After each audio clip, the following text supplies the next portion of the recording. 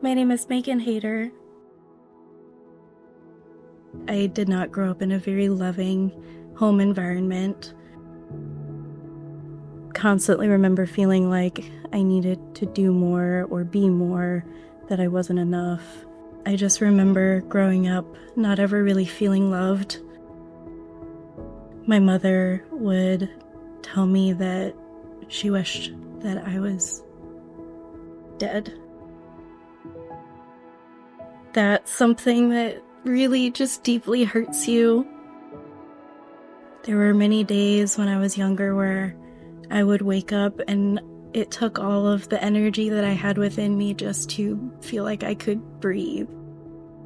If this was my everyday existence, then is this really all that life is meant to be? There was one night where I just decided that it was the night and I was ready to take my own life. I felt like I just couldn't continue living with the way that I was feeling. I just didn't see any purpose in living a life where that was how I felt every day and just feeling like the world would be better off without me in it.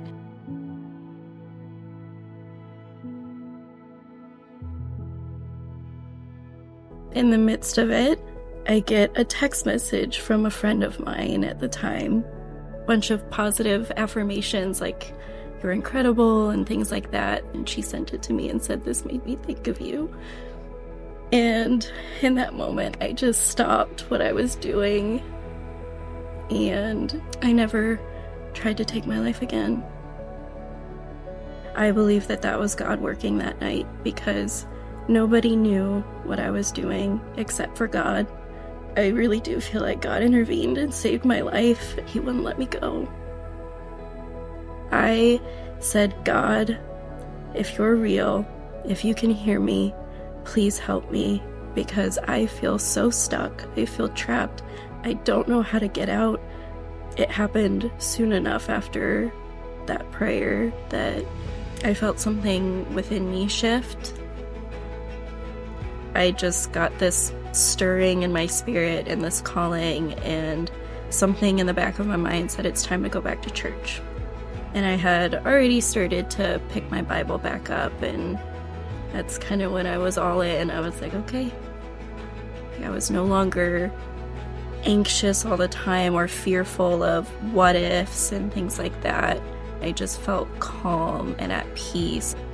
A relationship with God is the only time where I just felt enough as I was. For me, baptism was a step to tell him that I'm not ever going to let him go.